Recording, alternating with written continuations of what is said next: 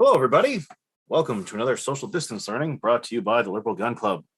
Tonight, the bench doctor, who has returned after a brief interlude, is going to be showing us the M1A, chambered in 762x51, I believe. This is currently being streamed out of Zoom to Twitch, Twitter, and Facebook. We can't stream to YouTube when we're handling live firearms because they don't really care for that. We'll put this up on YouTube later, though. So everyone knows, all participants but the moderators and presenter have their video shut off and are muted. If there are questions, please put them in the Discord Q&A channel or inside the Zoom chat here. We have several people watching for questions at the various locations, but the easiest way to get your question answered is to become a member and sign into Zoom. That way you can ask your questions live in chat. Becoming a member is inexpensive, it's only about $10 a year, and brings other benefits with it. Feel free to join us in Discord after all of this. We like to get together, BS, and have a good time. We call it pub chat, or just the after SDL shenanigans. I've thrown the link inside the Zoom chat right there. So feel free to click on that, talk to one of our admins over there, and we'll let you into the full server. And now on to Scott, otherwise known as our local madman with a hammer. Yes. Well, good evening, and thanks for tuning in.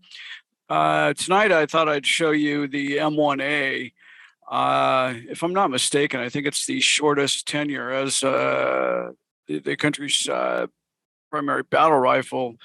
Kind of followed up on the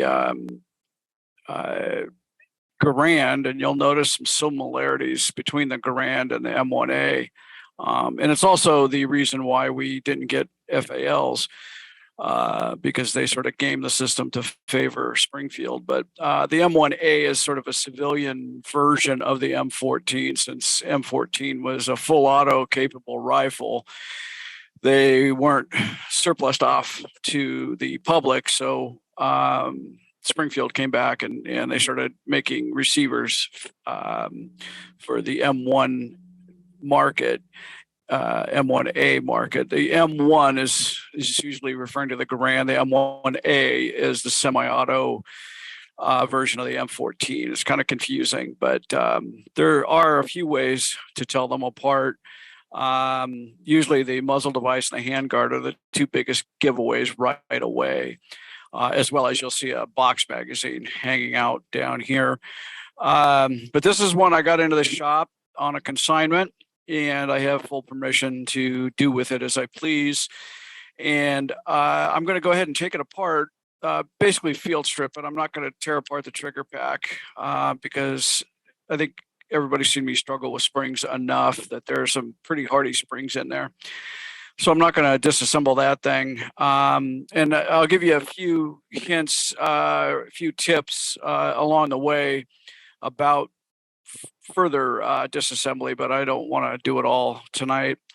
And I'm going to show you kind of where to lubricate. These guns are also what are called grease guns, not in the sense that, it's not a 45 ACP grease gun, but it's lubricated with grease, unlike a lot of more modern guns don't really use much grease at all. These are like the M1 Garand, which really function well with grease on them. And I just like to use this, basically it's just a multi-purpose, bearing grease. It's nothing special. It's just a white grease. I've used it for many, many years and it works great. And these guns aren't terribly specific as to what they'll use. They're not picky, but they do need to be lubricated. And you'll see, I'm not sure how much this one is worn, but you'll see the wear patterns, and that kind of gives you an idea of where you want to lubricate these things. So I'll go ahead and get started, and you can see that the gun is empty. The chamber's empty. There's no magazine.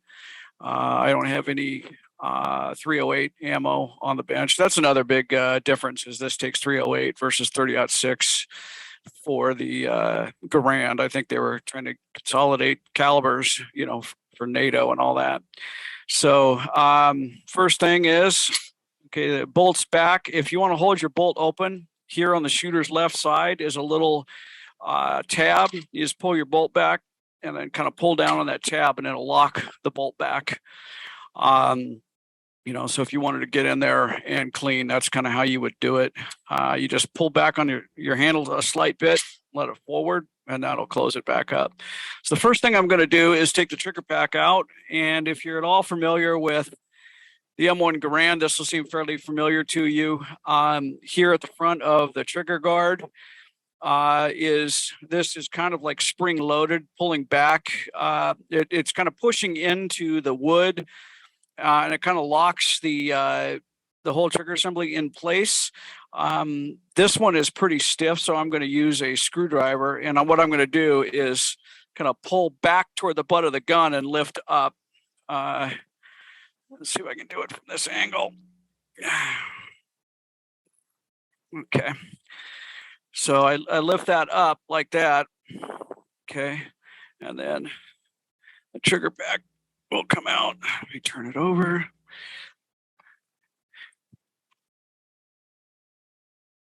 Let's see if I can put that out.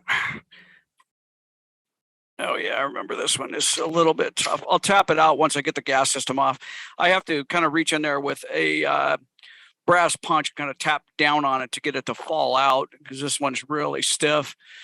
This gun was built in the very early 90s, and I'd be surprised if it was ever shot before. It is just pristine. I'm trying to figure out a way to get this into the frame so I can show you disassembling the gas system on this. All right, here we go. All right, so you can see up here we have this big muzzle device. That's another usual giveaway, as well as the sights are different. But there are a couple of specialized tools you need for breaking this gun down. There is a tool for this, but you can just use a 3/8 wrench. It fits perfectly. And then this is a wrench for the gas system, and you're going to want this. They're not terribly expensive. I think there is a like a soldier's tool that encompasses all these things, but I just own the individual parts. So this fits over. It's milled to fit perfectly right here, so that you don't scratch your barrel. So first thing I'm going to do is take the gas piston out. And that just unscrews like so. And this one's coming apart pretty easy, but remember that this is like a high temperature, high carbon area, and these can get pretty well stuck. So I would recommend, if you have one that hasn't been cleaned in a while, just dump a little Croil or penetrating oil on some of these things, let it soak overnight, and then get to it, because these things can get pretty hard to break apart. So there's the cap for the gas system. Just set that aside. You're going to want to clean that. Sometimes you might even want to put a bit of anti-seize on some of these threads, because they do get pretty cruddy. So now what we have to get off is, I don't know if you can see the line, but these are two separate pieces. We need to get this front piece off so we can get the piston and everything else out of there. And then we need to move this collar forward so that we can get the handguard off. So that's what this tool is made for. It fits perfectly under there, like so. And you just kind of turn this way. And this one can be difficult to get off as well. So just a fair warning.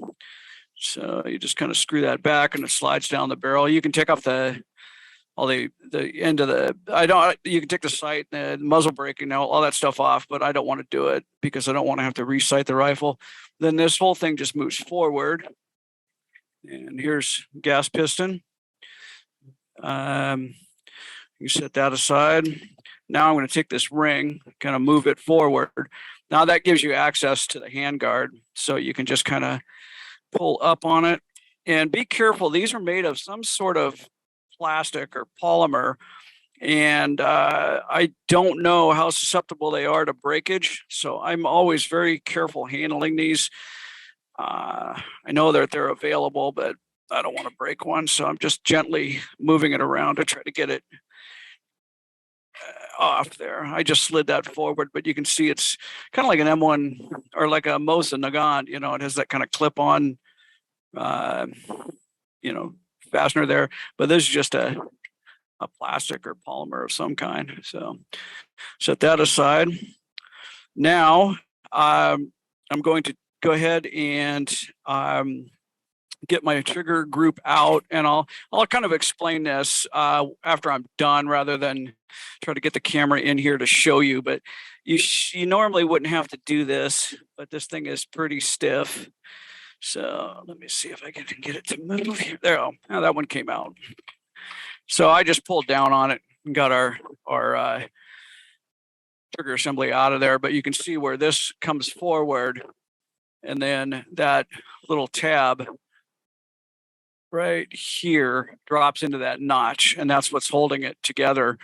And it sort of clamps the action into the stock. And this is an original GI one. You can see the drawing numbers and stuff on there. But I'm not going to take this apart. There's a couple of, there's a spring down in here and all these pieces and pins that I don't want to take apart. There's no reason to right now. This is all perfectly functioning, and I can get in there. Normally I'd pull this out and take some just regular old non-chlorinated brake cleaner and clean it and scrub it really well. And then I would just oil any of these pivot points, where everything sort of pivots off of. And set that aside. Now you can take your action and just lift it out of your stock. Set my stock aside where it's not going to get banged up. Okay. All right. So there we have our barreled action. And so now I am going to flip it over. And there's a pin right here.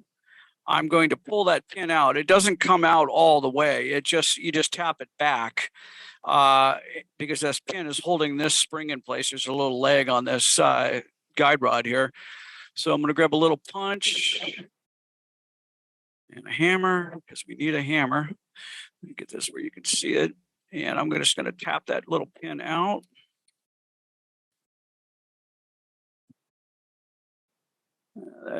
That one's not going to work. Let's get a better, longer one. So going here. There, so that pin just pops back a little bit. You can see that there's a little roll pin in here that drives down into the top of the punch, and that prevents it from going too far in or too far out. So this pin doesn't come completely out. If it does, it's missing that little keeper there. So once that's moved out of your way, you can kind of lift back and up, and that'll pull out this recoil rod and spring. Okay. And then once you have that tension off, you can now take your slide here, and there's a little notch. It's like the M1 Garand. There's a little notch back here right under the sight, and you just kind of get it into the right position, and you kind of have to fiddle with it a little bit.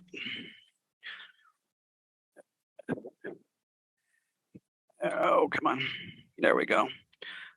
There you go. Okay, that comes out. And then from here, you now have no tension on your bolt. So slide forward, gonna jiggle jaggle it a little bit, and it will slide right out. Yeah, right there. So that's all the field stripping you're going to need to do 99% of the time. A lot of these guys that shoot these as match rifles, and they're capable of some pretty accurate shooting. Most of the people, or a lot of those guys that shoot these in that context, don't deep clean them after every match. They just maybe run a patch down the barrel and leave it alone till the end of the season because they don't want anything to get beat around, knocked around. If you're going to replace the extractor or any of these parts, do this while the bolt is in the gun and under tension with the recoil spring in place. These are very difficult to put back together outside the gun. If you wanted to remove the firing pin or the extractor, any of those pieces, the ejector, make sure do that under pressure because it keeps everything together rather than having to compress all these springs and put these little pieces in place outside the gun is very, very difficult. Somebody's engraved lightly with like an engraving pencil, 9956. I don't know if that's last digits of somebody's social or what that is, but I wish it wasn't there. And here's the drawing numbers. And that's how you can tell these are GI parts. They have these drawing numbers in them. But that's a M1A bolt. Looks very similar to, at least from the top to an M1 Garand bolt. All right. And, you can further break these down by taking the sights off and, but I don't do that unless I need to, because I don't want somebody to have to go back out and sight in the rifle, from the ground up again, but I will if needed. So here's the underside of it. It's kind of, I don't know if you have any familiar with the M1 carbine and the M1 Garand. This gives you some sense of, familiarity with these things. But anyway, are there any questions up to this point about taking it apart? There's one question so far, but it's not about taking it apart. It's entirely unrelated to that. And there was a comment that there are several disassembling / reassembling M1A, M1 Garand tools. Yeah. That make this so much easier, like the one that you were talking about for the gas system earlier. Yeah. These kind of things. I like this because these are expensive rifles and they're historically significant, and you don't want to be grabbing this thing with a pair of channel locks or whatever. Just spend the money and get the appropriate tool. These are worth having, or make the tool. And I have another specialty tool for these. Let me grab that thing. This is another one for this particular rifle. And it's for removing more parts off the front end. There's a castle nut, and then this goes down in there and clamps into the castle nut so that you can turn it without grabbing the thing with a pair of vice grips or channel locks and massacring the fine machining stuff on them. So anyway, that's another specialty tool just for these guns. But yeah, if you're going to own one of these things, just buck up and buy the right tools. Save yourself the headache. Like I said, I think there's a GI tool made, I think that was issued to soldiers for this gun that encompasses a lot of those things. It's probably not the best. It would probably work. But, if you're going to own a gun for a while, buy the correct tools. So anyway, that's how you take one apart. Of course, you clean the barrel. These, you can clean from back here into the chamber. It's not easy because it's kind of at a weird angle, but, it can be done. You're really more concerned with cleaning the chamber. And you can get those M16, or not M16, M1 Garand tools, and I think they'll get in there and clean that chamber pretty well too. They're kind of a soft, kind of like brass bristle. They probably make one for this chamber as well. But when you're going to lubricate these things, normally you'll see one of these, and you'll see the wear on them where everything is sliding together and rubbing. You can see it a little bit up here where that hand guard fits into place. But anywhere where you see that kind of where that parkerization is worn off, those are the places they're going to get a little bit of grease. You don't need to slather it on there, but I just take a little bit of white grease and just kind of put it in here, over here.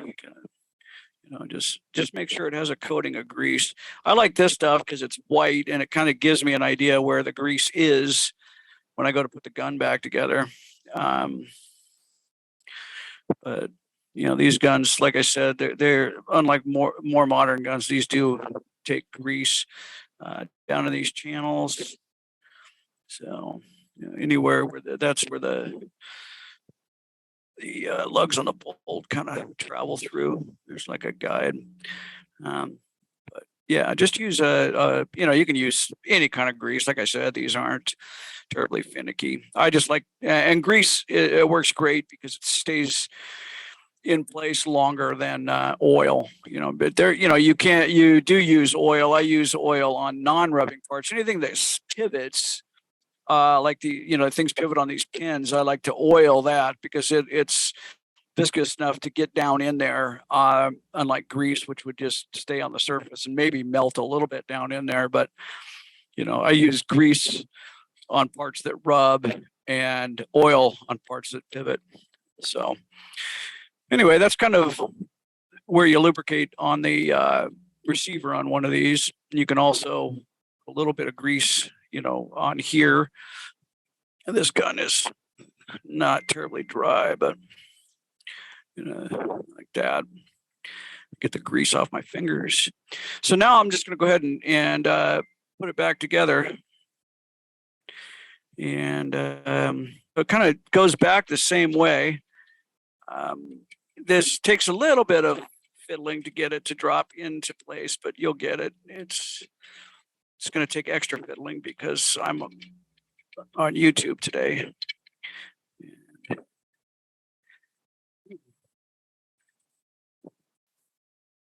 Oh, always this way. You got to line it up. These lugs line. It'll line up. And I think it will go in from the bottom. I didn't think so. And let's go. It's always this way. Come on, there we go. Now we got to get the lugs in.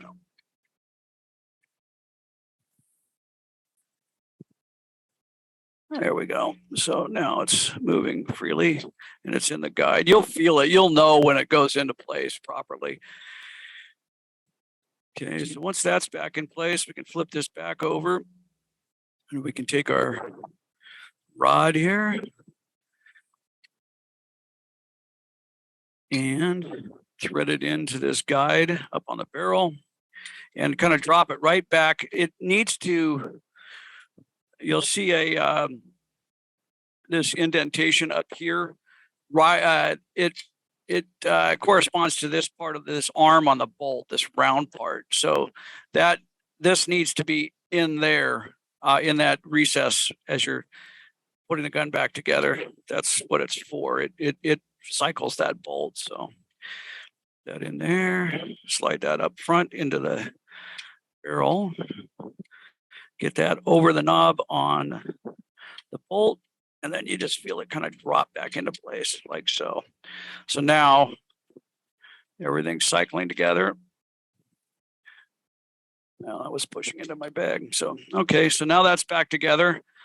And you're going to want to take your recoil spring and guide assembly like so, slide it back up.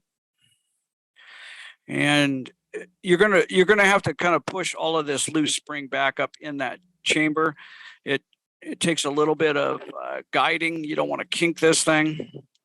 So I'm just kind of keeping it from bouncing out until the guide rod gets in there to do its job. So just bear with me.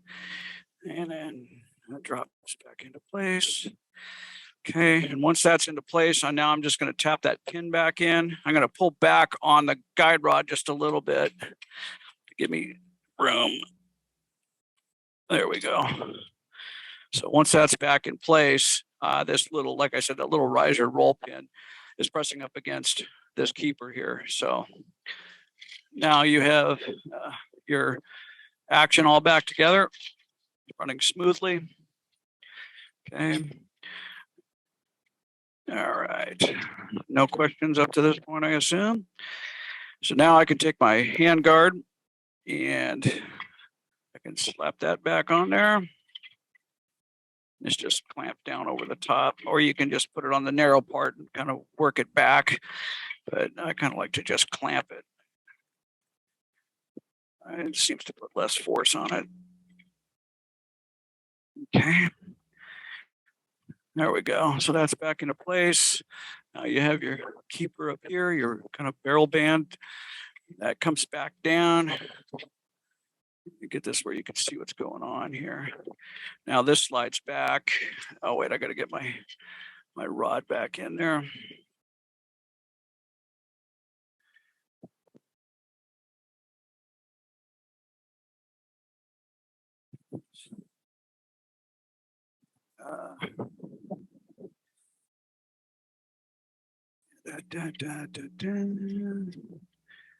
Okay, now I get this stuff back in place. Get all that fastened up. Take my gas plug here. And be careful with this because this has some pretty fine little threads on it. And it would be easy to cross thread this if you try to put too much. Is that twist supposed on to it. go on before the collar does? What's that? What's that? The gas plug. I thought the gas plug had to go in. Oh, after yeah, yeah. you- I'm sorry. Yeah, I got you. You're ahead of me. Yeah, this has got to get screwed back in. Once again, though, this is some fine thread, so be careful threading this. What you want to do is come around until it's, fairly tight. And then I just tap it a little bit back into place so that it has a snug fit, but I don't want to really wrench on it too tough. I usually just feel right there to see if there's any, so it feels flush. Now, as Kyle pointed out, I can now thread this back in there. And this also doesn't need to be gorilla tight. I don't know what the torque spec is, but I never tighten these things down as tight as I can get them because, like I said, with all the hot gas and the carbon, it's going to tighten itself up. So then I just take my 3/8 wrench, snug it down. Okay. Now we can drop this barreled action. That's all back together. You can quickly function check it. We can drop that back into our stock right here. And this takes a little bit of jiggling because somebody has bedded this action a little bit. And they've taken, this is an old Army issue M16 stock that has been, they sort of filled in all the parts where the full auto giggle switch was and other variances in the M14 receiver. And they've just patched it for the M1A receiver.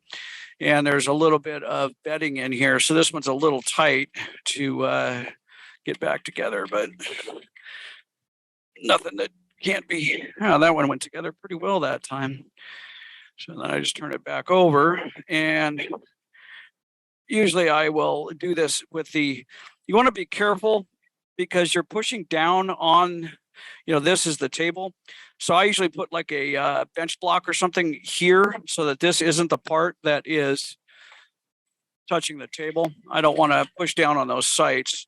So I just put a bench block like right there, get myself some room to work. And that way I can push down on it without pushing down on the sites. So I take my trigger group and it kind of just falls back into place. And it will kind of guide you as you go. You'll see it's fairly intuitive how it goes together. There's not a lot of mystery. Like I said, this isn't my gun, so I don't. I'm not going to take the sling off or anything. But you'll see where there's a little notch in the frame here. It kind of, you'll see the little roll pin right here, and it kind of aligns with that. And then it just kind of drops into place. And then you push down. I'm not going to force this because it's not my gun. So I'm going to take my handy dandy punch and kind of pull it back. Let's see here. Until it drops. There we go. All right. So that's back in place. Move my bench block, bring my sandbag back over. And there we go. So that's kind of the disassembly, reassembly of the M1A. And, putting a new stock on one of these, as you can see, isn't that difficult. You just pull your trigger group out and put your stock on there and fit it. But so anyway, it's a pretty straightforward gun. They're nice guns. I'm not a big fan of that era of American firearms, but there are people that swear by these things for match rifles. It's a 308, so it's got plenty of oomph out to 800 yards. I think at Camp Perry, they shoot them out to 600 pretty easily. They have a pretty good record of accuracy, so and reliability. Any questions? There are a couple. Okay. So the number one question is, why aren't you keeping it and turning it into an M14 since you have the ability to make machine guns? Well, a couple of reasons. One, I'm not a huge fan of the platform, and two, I would have to then, when I gave up my SOT, I'd have to give up the action as well. Which at that point, I'd be basically the gun. Like something on an AR-15, I can just keep I can just give up the lower and keep all the other parts. With this thing, I would have to give up basically the heart and soul of the gun, or sell to another SOT. And I'm not in love with the platform enough to do that. And if you've ever fired full auto 308, it's ridiculously expensive to do, and it really is hard to keep on target. So my plan for that little bit of pleasure is to build a Spanish set me, and I have a full auto H&K trigger pack to drop into that. And they come unmodified, so they'll take the full auto trigger pack, and then when you build the kit, you have to kind of weld a block in place so that you can't fit that kit going forward. But I'm just going to omit that step and make it into a full auto 308 full auto. Excellent. What are the typical modifications you've seen or heard about with regards to an M1A? Oh, gosh, I think a lot of people mess with the sights. I think people mess with the muzzle devices. I know betting the action is really a big deal, but I'm not that much of an expert on these things. My knowledge of them is enough to get them apart and fix them and put them back together. But it's kind of favored by a generation that's a little bit before my time. So I'm really not that familiar with all of the things that people do to these. Well, I think like 20 years younger than you are, Scott, and I love both of my M1As. So I don't know how to take that comment. Well, embrace your inner FUD, Kyle. Well, there is that. I don't have any other questions, though. There was a pretty quiet audience this evening. Please feel free to ask questions in chat. We'll keep it going for another minute or two, but if there isn't any other interaction from the audience, then we'll shut it down a little bit early. Oh, here's one. I've heard that they will lose accuracy if one pulls up on the handguard. Is that true? I could see it happening, just because for the same reason, you want to free float the barrel as much as possible. And I would think that anything that you would do, this is clamping on the barrel, so it's in direct contact with the barrel. So theoretically, I think that could, impact the barrel harmonics. So it seems feasible to me. Okay. But Kyle's the owner of these things, not me. I like the old iron and wood guns. I mean, I love them dearly, and I have quite a few historical rifles, but for some reason, just never been that big of a fan of one of these. I think it's just too close to a Garand. Gotcha. Anyway. Yeah, I don't have any other questions. All right, then. Quick and sweet tonight. Yeah. So hold on a second. What I'll do is I'll do our typical outro as we're leaving here. Please join us in Discord. We have this happen at least after every SDLs, but we have a huge community on Discord that you can ask questions of, you can ask advice of, you can sit and BS with during the day if you have access to the internet at work, which is always nice. And sometimes we have get-togethers there. I put the link back in the Zoom chat, so feel free to click that and talk to one of the admins over there. Other than that, thank you, Scott. Thank you, everyone else. Have a great night. I'm going to turn off the streaming, and then I'm going to let people unmute and say thank you or scream obscenities, whatever.